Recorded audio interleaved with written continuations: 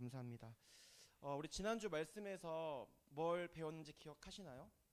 나를 생각하사 배웠습니다. 하나님께서는요, 모든 사람을 다 사랑해 주세요. 그렇죠? 모든 사람을 구원하시고 모든 사람을 아끼시고 모든 사람을 예뻐하십니다. 그런데 중요한 게 뭐냐면 모든 사람을 다 생각해 주진 않으신다는 거예요. 소돔성이 멸망할 때 그 소돔 백성들은 다 하나님의 사랑받는 자녀들이었고 하나님께서 예뻐하시는 자녀들이었어요. 하지만 그 백성들은 하나님의 사랑을 끝내 저버리고 끝까지 죄악 가운데 살았잖아요. 그렇죠? 그래서 결국에는 그 유황비라는 심판을 받게 되었는데 그 순간 하나님이 딱 한 사람만 생각해 주세요. 그게 누구예요? 아브라함을 생각해 주시잖아요. 그렇죠? 아브라함을 생각하사 그의 조카 롯을 소돔성에서 구원해 주셨습니다. 우리가 생각해야 될 게 뭐냐면은 항상 나는 하나님의 사랑받는 자녀에서만 국한되면 안 된다라는 거예요. 우리의 신앙이 하나님이 나를 사랑하셔서만 끝나면요, 이거는 발전이 없는 거죠. 맨날 위로받고 맨날 회개만 하고 맨날 하나님한테 조르기만 하고 이런 관계는 아직 아이가 어릴 때의 관계잖아요. 그렇죠? 근데 우리의 신앙은 어린이 수준에만 머물러 있으면 안 됩니다. 이제 커야 되는 거예요. 자녀들이 어느 정도 크면은 부모가 어떻게 해요? 그 자녀를 마냥 예뻐하는 거에서 끝나지 않고 생각해주고 더 나아가서 자녀를 신뢰하기 시작하잖아요. 아, 이 정도라면 내 노후를 이 아이에게 기대도 되겠다. 이 정도라면 내 자녀를 내가 믿어도 되겠다. 그 정도로 우리가 성장해 나가야 된다는 거예요. 신앙이 그렇게 자라야 됩니다. 하나님이 나를 생각해 주시고 나를 기특히 여겨 주시고 나를 신뢰해 주시는 그 단계까지 우리가 올라가야 돼요. 그러려면은 여러분들이 인생에서 계속해서 주어지는 그 믿음의 테스트 있잖아요. 아브라함이 받았던 그 훈련들, 우리에게도 분명히 그런 훈련들이 있습니다. 약속의 땅에 들어갔는데 가뭄이 들어있고 또 자녀를 약속하셨는데 자녀들이 안 생기고 인생에 답이 없고 외롭고 시련과 역경이 찾아오고 그럴 때마다 여러분들이 절망하고 낙심할 수는 있어도 거기서 끝나지 말고 뭐 해야 돼요? 일어서야 돼요. 뭘로 일어서야 되냐? 하나님이 나를 또 훈련시키시는구나. 하나님이 나를 또 테스트하시는구나. 그럼 내가 이럴수록 더욱더 어떻게 해야 되겠다? 예배의 자리로, 사랑의 자리로, 믿음의 자리로 나아가야 되겠다. 이렇게 우리가 계속해서 삶에서 그 트레이닝이 되다 보면은 하나님이 우리를 생각해 주시고 하나님께서 우리를 신뢰해 주시고 그래서 우리가 누군가의 생명을 지켜내고 하나님의 나라에 참여하는 놀라운 그리스도인들이 될 줄로 믿습니다. 우리 모두 그렇게 살아가시기를 주님의 이름으로 축복합니다. 오늘은 나를 신뢰하사입니다. 나를 신뢰하사. 우리가 어떻게 하면 하나님으로부터 신뢰받는 인생을 살아갈 수 있을까? 그 이야기를 좀 나눠보려고 하는데요. 사람이라면 누구나 타인에게 신뢰받고 존중받는 걸 좋아하잖아요. 그렇죠? 가정에서나 직장에서나 이 교회에서나 항상 신뢰받기를 원해요. 그렇죠? 이 신뢰를 통해서 나의 존재감이 드러나고 나의 어떤 인정 욕구가 충족이 되고 이 신뢰감을 통해서 자기 효능감이라는 이런 것들이 채워지면서 아, 내가 살아가는 게 기쁘고 행복하고 이 땅에서의 내 존재 이유를 찾게 되거든요. 그걸 찾게 하는 게 바로 이 신뢰감입니다. 신뢰감. 그래서 우리가 열심히 살아가는 거예요. 직장에서 상사로부터 동료로부터 또 후배로부터 신뢰받으려고 열심히 일하잖아요. 그렇죠? 집에서도 자녀들에게 또 배우자에게 신뢰받기 위해서 열심히 살아가고 또 이 교회에서도 교우들 간에 또 목사님들 간에 신뢰를 받기 위해서 열심히 신앙생활에 참여하고 있는 거 아니겠습니까? 어떻게 보면은 이 신뢰라는 것은 우리를 살아가게 하는 우리를 존재케 하는 원동력인지도 모르겠어요. 우리가 신뢰받기 위해서 살아가고 신뢰받기 위해서 존재한다 이런 셈입니다. 저는 원래 누구로부터 신뢰받고 칭찬받던 인생을 살지 못했었어요. 제가 이제 2남 1녀 중에서 이제 그 중간 둘째로 살아가는데 저의 누나와 동생은 어릴 때부터 굉장히 총명했습니다. 공부를 잘했어요. 누나는 영재교육반에도 들어가고 또 종교회장도 하고 하여튼 수재였습니다. 저랑 누나랑 1살 차이인데 동생이랑 3살 차이고 친척들이 이제 명절에 그 용돈을 주면은 저랑 누나는 1살 차이밖에 안 되는데 금액 차이가 꽤 컸어요. 그리고 저는 동생이랑 같은 금액을 항상 받았습니다. 그리고 제 동생은 굉장히 예체능에 발달이 돼 있어요. 노래도 잘 부르고 운동신경도 뛰어나서 항상 친척들이 모이면 춤추고 노래하느라 재롱을 부렸습니다. 그러면은 모든 친척들의 관심과 사랑이 공부 잘하는 누나와 끼가 많은 동생에게 쏠려 있고요. 저에게는 그냥 아무것도 없었어요. 제가 살아오면서 받은 유일한 칭찬은 편식 안 한다. 그리고 착하다 정도였습니다. 학교에서는 제가 고등학교 3학년 때 3학년장 선거를 나가려고 선생님께 얘기했더니 선생님께서 장난치면 안 된다. 그런 건 누구나 함부로 하면 안 된다라고 하셔가지고 말리기도 하셨고 그 생활기록부를 보면은 항상 장난기가 많다, 주의가 산만하다, 집중력이 부족하다 이런 얘기를 들으면서 살았던 인생이었습니다. 자, 그런데 이런 제 인생에 저를 처음으로 신뢰해 주신 어른이 나타나셨어요. 그분이 누구냐면은 지금은 은퇴하신 저의 스승님이신 방인순 원로 목사님이십니다. 제가 교육전도사로 사역할 때 담임 목사님이셨는데 이분이 이제 그 뇌졸중으로 인해서 왼쪽을 다 못 쓰시게 되었어요. 이제 교회 부임하신 지 얼마 안 돼서 뇌졸중이 오신 거예요. 한쪽을 다 못 쓰신 상태에서 제가 이제 교육전도사로 사역을 하게 되었는데 이 어른이 컴퓨터 세대가 아닌 거예요. 그러니까 모든 작업을 다 수기로 하시는 거죠. 한 번은 이제 소화기를 비치해 놓고 그 소화기 위에다가 뭘 붙여야 돼요? 여기에 소화전이 있습니다. 그 표시를 붙여야 되잖아요. 근데 이분이 그걸 자를 대고 그리고 계시는 거예요. 그래서 그걸 보고 목사님 제가 컴퓨터로 만들어 드리겠습니다 해가지고 저도 컴퓨터를 잘 못하거든요. 근데 그림판으로 그거를 이제 해가지고 붙여드렸어요. 그랬더니 이 어른이 저를 엄청 엘리트처럼 바라봐 주시는 거예요. 아, 최전도사 정말 대단하다. 그때부터 이제 모든 수기 작업을 제가 컴퓨터로 바꿔드렸더니 제가 정말 똑똑한 그 사람인 줄 알으셨던 거예요. 그리고 또 그 어른은 그 공사 이런 노동을 굉장히 사명으로 생각하셔서 교회 여기저기를 뜯어 고치시고 또 보수하시고 또 그때 이제 리모델링 하면서 여기저기 손볼 데가 많았거든요. 그런데 본인이 한쪽을 못 쓰시니까 너무 답답하신 거예요. 근데 그거를 일반 성도들을 시키자고 하니 뭔가 눈치가 보이고 또 사람을 부르자니 또 돈이 들고 시킬 사람이 없는 거예요. 그러더니 저한테 말씀하시더라고요.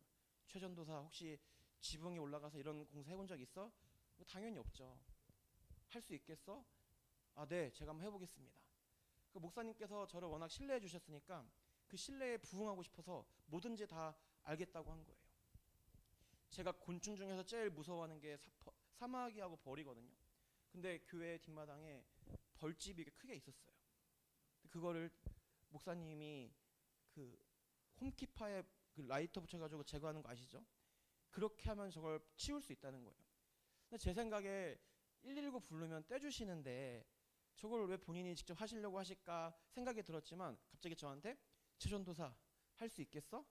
해가지고 제가 그 홈키파에 라이터 해가지고 그 말벌집도 제거해봤고요. 또 저희 목사님이 워낙 그 전통적인 걸 좋아하세요. 우리 교회 옆에 그 야산이 조그맣게 있었거든요. 산이. 근데 그 산 조금 이렇게까지가 교회 땅이었어요. 근데 목사님이 저를 부르시더니 최전도사 혹시 땅굴 파본 적 있어? 제가 땅굴을 어디서 파겠어요? 북한 사람도 아니고. 아니요, 없습니다. 저희 창고에 가면은 이렇게 드릴 같은 게 있는데 한번 땅굴 좀 파볼래? 해가지고 네 알겠습니다 해가지고 그 땅굴 파가지고 김치굴도 제가 만들어 봤습니다. 하여튼 이 목사님 때문에 안 해본 게 없어요. 다 쥐도 잡아보고 또 생닭도 잡아보고 여러 가지 일들을 많이 했습니다. 자, 그런데 누군가가 나를 이렇게 신뢰해 준다는 거, 그래서 자꾸만 일을 시켜준다는 게 저에게는 큰 기쁨이고 만족감이었어요. 한 번도 느껴보지 못한 인정감이었어요. 내가 누구에게로부터 이렇게 사랑받고 있고 신뢰받고 있고 인정받고 있구나가 제 심장을 뛰게 했고 저를 살아가게 했습니다.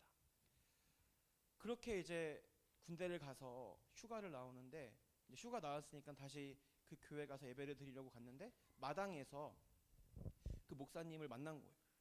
근데 그 목사님이 저를 보자마자 어떻게 하셨는지 아세요? 눈물을 펑 터뜨리면서 서럽게 우셨어요. 그래서 제가 목사님을 와락 안아드렸죠. 그 눈물의 의미가 뭔지 알 것 같아요. 맘 놓고 일 시킬 사람이 없다. 이런 거 아니겠습니까?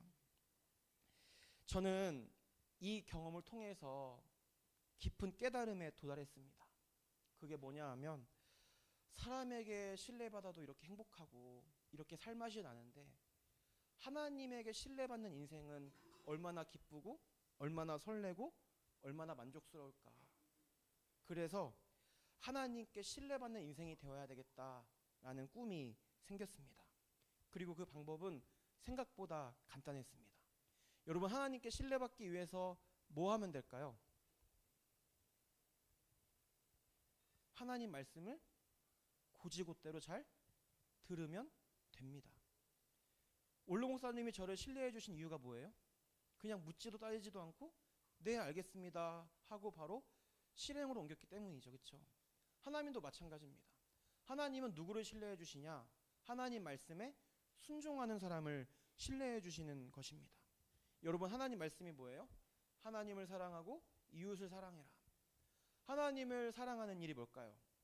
예배 잘 드리고 말씀 가까이 하고, 또 이웃 사랑하는 일이 뭐예요? 사람을 존중하고 무시하지 않고 차별하지 않고 모든 사람을 귀히 여기고 대하는 태도 아니겠습니까? 이렇게 살아가면은 하나님께서 나를 신뢰해 주시는 거예요. 순종하면은. 이 순종의 사전적 의미가 뭐냐면은 순순히 따르다입니다. 순순히 따르다. 자, 그럼 순순이라는 말이 뭘까요? 성질이나 태도가 매우 고분고분하고 온순하다라는 것입니다. 그러니까 순종이라는 것은요, 온순하게 고분고분하게 따르는 거. 여러분, 이게 순종입니다. 아, 알겠어, 내가 할게. 아, 다음에 할게. 아, 좀 이따 할게 하고 하는 건 뭐예요? 몸은 비록 했을지라도 순종이 아닌 거죠. 왜? 고분고분하게 온순하게 하지 않은 거예요. 신경질적으로 귀찮게 차일피일 미루면서 하는 것은 순종이 아닙니다. 그러니까 이왕 할 거 어떻게 해야 돼요? 순순히 고분고분하게 네 알겠습니다 하고 하는 게 순종인 거죠. 성경에 보면은 하나님께 순종을 잘해서 신뢰받은 사람들이 많이 나옵니다. 오늘 저는 3명의 인물을 언급할 건데요. 우리 지난주에도 나왔던 아브라함과 욥, 그리고 신약 성경에 나오는 아나니아라고 하는 사람입니다. 창세기 22장에 보면은 아브라함이 하나님의 명령에 따라서 자기 아들 이삭을 제물로 바치는 장면이 나옵니다. 성경에서 가장 잔인하고도 정말 좀 힘든 장면이죠. 그렇죠? 어렵게 얻은 아들 이삭을 하나님께서 도로 바치라고 하시는 거예요. 자, 이런 하나님의 말도 안 되는 명령에 아브라함이 어떻게 하죠? 순종을 합니다. 순종하고 그 아들을 죽이려고 이제 자세를 취하고 있던 그 찰나에 저 말씀이 나오는 거예요. 우리 한번 같이 읽어볼까요? 시작. 여호와의 사자가 하늘에서부터 그를 불러 이르시되 아브라함아 아브라함아 하시는지라. 아브라함이 이르되 내가 여기 있나이다 하매. 또 읽어볼게요. 시작. 사자가 이르시되 그 아이에게 내 손을 대지 말라. 그에게 아무 일도 하지 말라. 내가 내 아들 내 독자까지도 내게 아끼지 아니하였으니 내가 이제야 내가 하나님을 경외하는 줄을 아노라. 아멘. 아브라함이 정말 그 아들 이삭을 제물로 바치려고 칼을 높이 들던 그 순간 천사가 나타나가지고 그 아브라함을 다급하게 말리는 거죠. 아브라함아 그러지 마. 너의 믿음, 너의 마음 내가 알겠어. 내가 다시 한번 확인했어. 그러지 마. 이렇게 말리는 거예요. 자, 그 다음에 무슨 일이 일어나냐면요. 읽어보겠습니다. 시작. 아브라함이 눈을 들어 살펴본즉 한 순양이 뒤에 있는데 뿔이 숯불에 걸려 있는지라. 아브라함이 가서 그 순양을 가져다가 아들을 대신하여 번제로 드렸더라. 아멘. 천사가 말리던 그 찰나에 뒤에서 순양의 울음소리가 들리는 거예요. 아브라함이 뒤를 돌아보니까 순양이 숲을 사이에 걸려 있습니다. 그걸 보고 아브라함이 어떻게 해요? 자기 아들 대신에 그 순양을 가져다가 대신 번제로 드리게 됩니다. 저는 이 말씀을 읽으면서 이런 생각을 해봤어요. 왜 하필 그때 그 시간에 순양이 저 숲풀에 걸려 있었을까? 왜 걸려 있었을까? 그런데 아브라함이 저렇게 번제로 드리면 하나님께 뭐라고 고백하냐면요, 여호와 이레라고 고백합니다. 그게 뭐예요? 하나님께서 준비하셨다. 그러니까 저 순양은 뭐예요? 하나님이 준비하신 제물이에요. 하나님이 저 순양을 왜 준비하셨을까요? 아브라함이 자기의 명령, 말도 안 되는 명령이잖아요, 그렇죠? 그 명령에 순종할 것을 하나님은 미리 아셨던 거예요. 그리고 그 아들 대신에 순양을 준비해 주신 겁니다. 이게 뭐예요? 하나님이 아브라함을 신뢰해 주신 거예요. 아브라함의 믿음이 이 정도까지 안 됐으면은 하나님도 그걸 아시고 이런 말도 안 되는 명령 하지 않으셨을 거예요. 근데 하나님이 아브라함을 신뢰하셨기 때문에 이 시험도 허락하신 것입니다. 지구 역사상 가장 아름다운 예배예요, 그렇죠? 자기 아들을 가장 소중한 것을, 가장 사랑스러운 것을 내어드리고 하나님은 그 사람을 매우 기뻐하시고 신뢰하신 사건. 이게 예배의 현장 아니겠습니까? 여러분, 또 욥은 어떻습니까? 욥도 하나님께 신뢰받던 사람이에요. 하나님이 욥을 어떻게 평가하시는지 같이 읽어보겠습니다. 여호와께서 사탄에게 이르시되 내가 내 종 욥을 주의하여 보았느냐? 그와 같이 온전하고 정직하여 하나님을 경외하며 악에서 떠난 자는 세상에 없느니라. 아멘. 사탄이 어느 날 하나님께 와가지고 이간질을 하는 거예요. 하나님, 욥이 하나님을 잘 믿는 이유가 하나님을 사랑해서가 아니라 하나님이 주신 재물이, 하나님이 주신 소유가 너무 많기 때문에 그게 너무 좋아서 하나님을 사랑하는 척하는 거예요. 만약 하나님이 그걸 다 빼앗아 가면은 욥은 반드시 하나님을 떠날 겁니다라고 이간질해요. 이렇게. 자, 그러자 하나님이 사탄에게 이렇게 합니다. 그래, 그럼 너가 한번 다 욥의 소유를 빼앗아 가봐라. 빼앗아 봐라. 이렇게 이야기해요. 여러분, 여기서 하나님이 이 사탄의 제안에 수락하신 이유가 뭘까요? 욥이 정말 못 믿어와서 정말 사탄의 말대로 욥이 그 재산을 다 빼앗기면 나를 떠날까? 의구심이 들어서 저 시험을 허락하셨을까요? 아니에요. 아닙니다. 하나님께서 저 시험을 허락하신 이유가 뭐냐면요, 순수한 사랑을 알지도 경험하지도 느껴보지 못한 사탄에게 진짜 사랑이 뭔지를 알려주고 싶은 거예요. 사탄아, 너는 항상 돈에 눈이 멀어서, 재물에 눈이 멀어서 삐딱한 생각하고 나쁜 생각하는데 나를 향한 사람들의 사랑, 그 사랑이 다 불순하진 않다. 온전한 사랑이 있고 순수한 사랑이 있고 진실된 사랑이 있다. 이것을 하나님이 사탄에게 보여주고 싶은 거예요. 그래서 사탄의 코를 납작하게 만들고 싶어서 하나님이 이 시험을 허락하셨습니다. 그리고 우리가 잘 아는 대로 욥은 어떤 행동을 해요? 그의 재산을 다 빼앗아갔을 때, 심지어 자녀들의 생명도 앗아가고 자기에게도 건강에게도 큰 문제가 생겼을 때, 자기 아내도 다 떠나갔을 때 욥은 끝까지 뭐라고 고백해요? 하나님을 사랑한다고 고백하잖아요. 하나님을 떠나지 않잖아요. 이게 바로 하나님께서 신뢰받는 인생의 모습인 것입니다.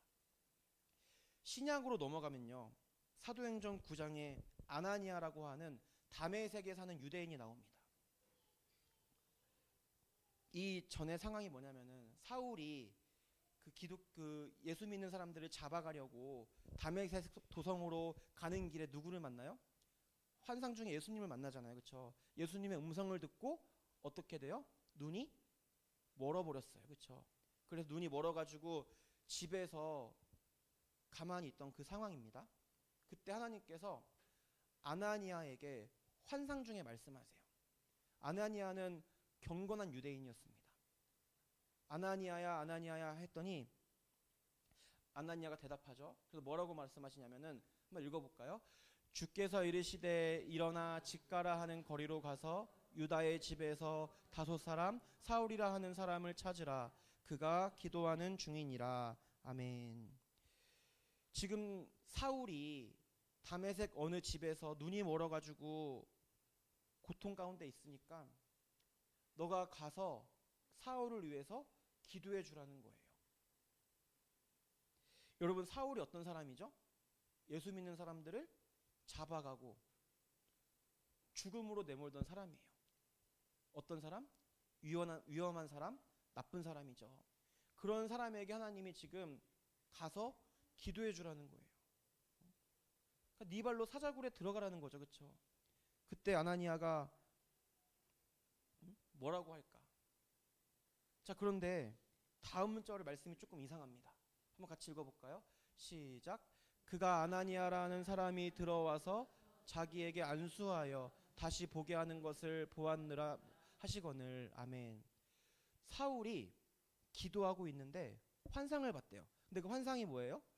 아나니아가 자기에게 와가지고 안수 기도를 해줘가지고 자기 눈이 떠지는 것을 보았다라는 거예요. 여러분, 지금 아나니아가 간다고 대답했어요? 안 했어요? 아직 안 했어요. 그렇죠? 그런데 이미 사울은 하나님께서 어떤 환상을 주신 거예요? 사울에게 아나니아가 와서 기도해주는, 그래서 다시 눈이 떠지게 하는 환상을 주신 거란 말이에요. 이게 지금 무슨 상황이냐면은 아나니아가 아직 대답도 안 한 상황인데 이미 하나님은 사울에게 환상을 보여주신 거죠. 아나니아가 와서 기도해 주는 걸. 이게 뭘까요, 여러분들? 하나님은 아셨던 거예요. 내 종 아나니아가 갈 것을 하나님은 이미 아셨던 거예요. 왜? 그를 신뢰하셨기 때문에. 아나니아라면은 죽음을 무릅쓰고 두려움을 무릅쓰고 갈 거야. 그래서 대답도 하지 않았는데 이미 사울에게 가서 아나니아가 와서 너 기도해 줄 거야. 그럼 너 눈이 떠질 거야 라고 이미 미리 말씀해 주신 거죠. 하나님에게 얼마나 기쁨이 될까요? 이런 사람들이. 실제로 아나니아는 어떻게 했습니까? 갔습니다. 사울에게. 여러분, 저게 그냥 글로 읽어서 아무렇지도 않게 느껴지지만 목숨 걸고 간 거예요. 목숨 걸고. 하나님 말씀만 믿고 나아간 겁니다. 그래서 사울에게 가가지고 기도해 주는 거죠. 자, 아나니아가 뭐라고 말해요? 내가 사울에 대해서 들었는데 이 사람이 예루살렘에서 주를 믿는 성도들에게 많은 해를 끼친 사람인데 내가 여기서도 다메섹에서도 주의 이름을 부르는 모든 사람을 잡아오려고 왔다고 들었는데 어떻게 해야 되겠습니까? 그래서 하나님이 가라. 이 사람은 내 이름을 이방인과 임금들과 이스라엘 자손들에게 전하기 위하여 택한 나의 그릇이라. 이렇게 말씀하시니까 어떻게 해요? 가잖아요. 가서 사울을 위해서 기도해 줍니다. 그랬더니 실제로 어떻게 돼요?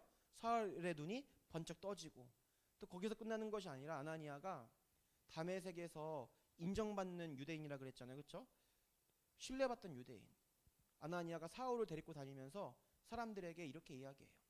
이 사울이 전에는 우리를 박해하던 사람이지만 이제는 변화되었다. 이제 우리의 동지가 되었다라고 다메섹 사는 사람들에게 이렇게 설명을 해줘요.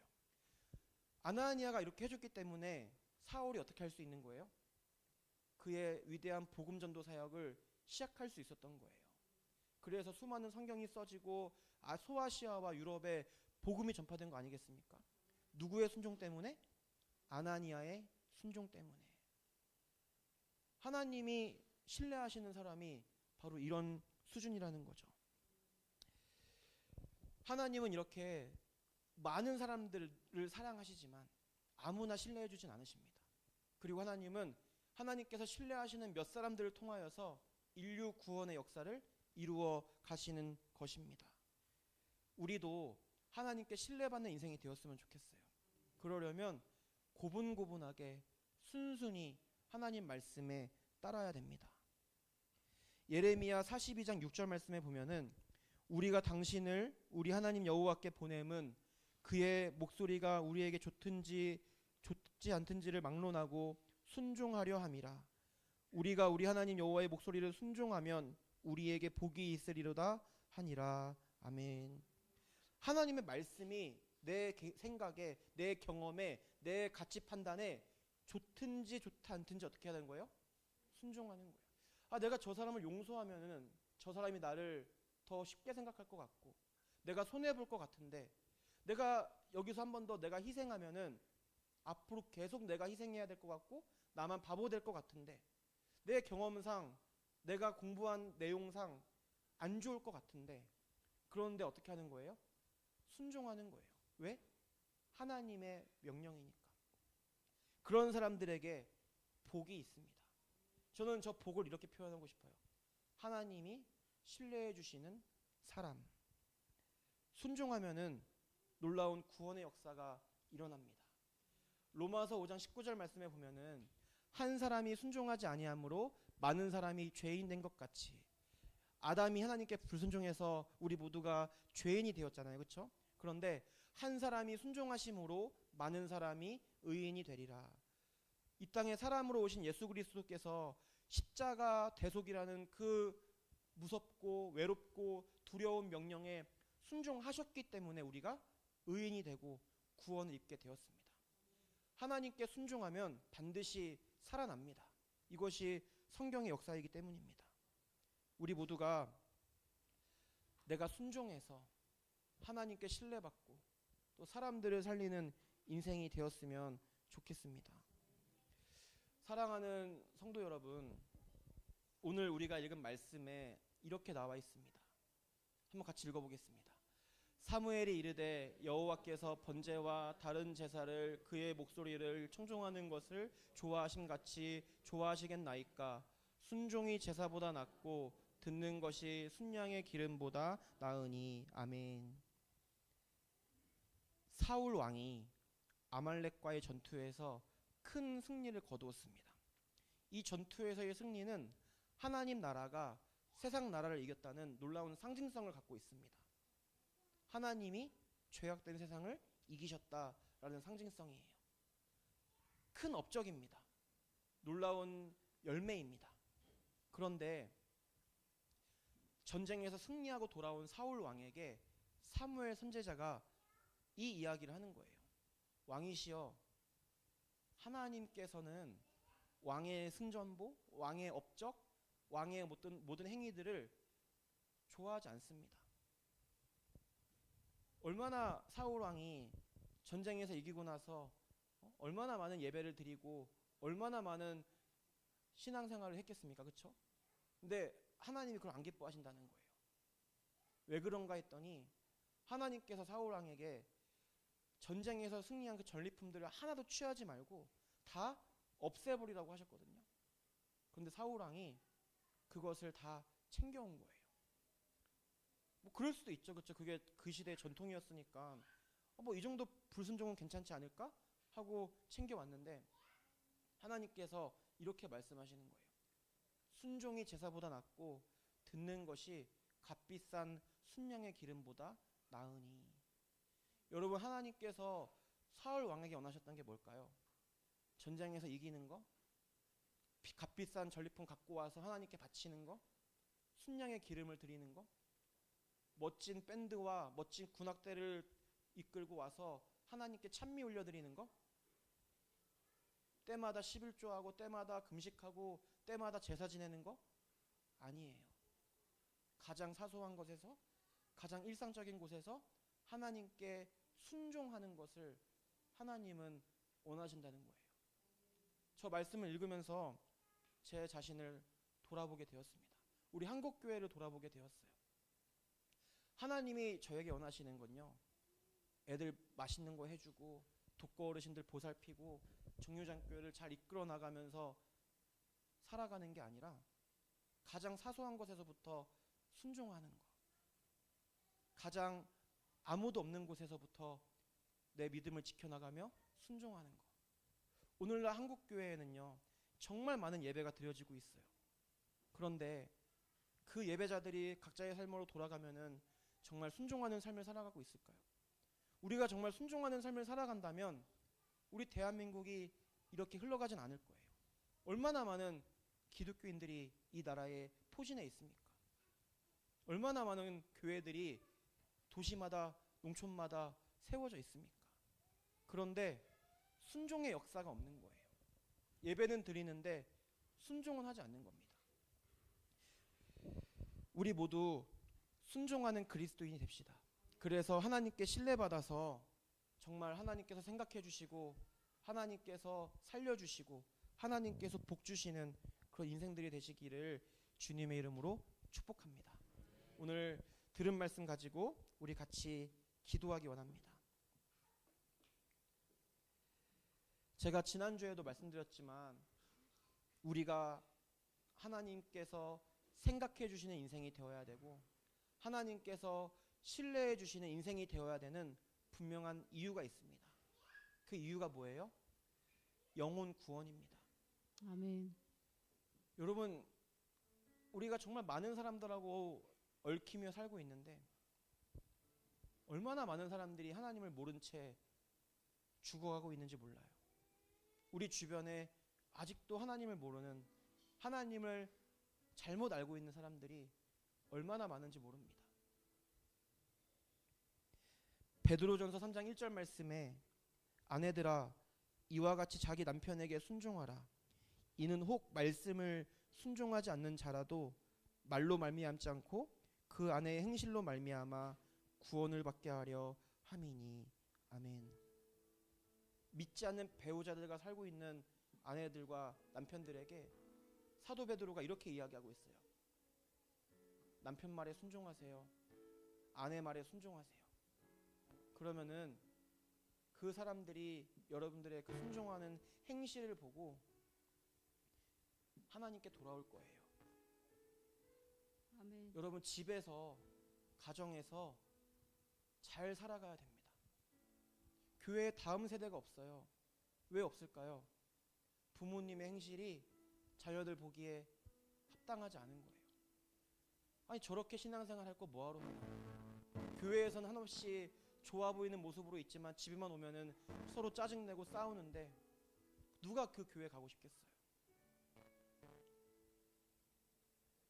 순종하세요, 여러분들. 그러면은 구원의 역사가 일어날 거예요. 여러분 순종해 보세요. 그러면은 회복의 역사가 일어날 거예요. 아멘. 혹시 여기 계신 분들 중에 삶이 뒤틀리고 문제가 생기고 답답하고 외롭고 어려움에 처하신 분들 계십니까?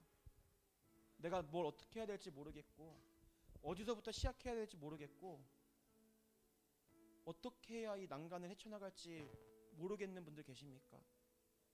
그런 분들에게 하나님이 말씀하십니다. 순종해라. 뭐 위대한 거 순종하라는 거 아닙니다. 짜증낼 상황에, 화가 나는 상황에 온유해 보기로, 인내해 보기로 순종하는 거예요. 누가 너무너무 밉고 징후스러워서 그 사람을 저주하고 욕하고 손가락질하고 언성질을 그때에 용서해 보기를 순종하는 겁니다. 여러분, 우리가 순종할 때 놀라운 구원의 역사, 놀라운 회복의 역사가 일어날 줄로 아멘. 믿습니다. 아멘. 우리 이 시간 다 함께 기도할 때에 하나님, 오늘 이 시간 이후부터 하나님 말씀을 순순히 따르는 제 영혼이 되겠습니다. 아멘. 그래서 하나님께서 신뢰해 주시는 사람으로 거듭나서 이때에 하나님께 쓰임 받고 구원 역사에 동참하는 귀한 영혼이 되겠습니다. 하나님, 저에게 순종할 수 있는 힘과 순종할 수 있는 말씀과 순종할 수 있는 결단을 허락하여 주시고 실행할 수 있는 행동력도 허락하여 주시옵소서. 우리 모두가 순종하게 해달라고 이 시간 주님의 이름을 한번 부르짖고 함께 기도하겠습니다. 주여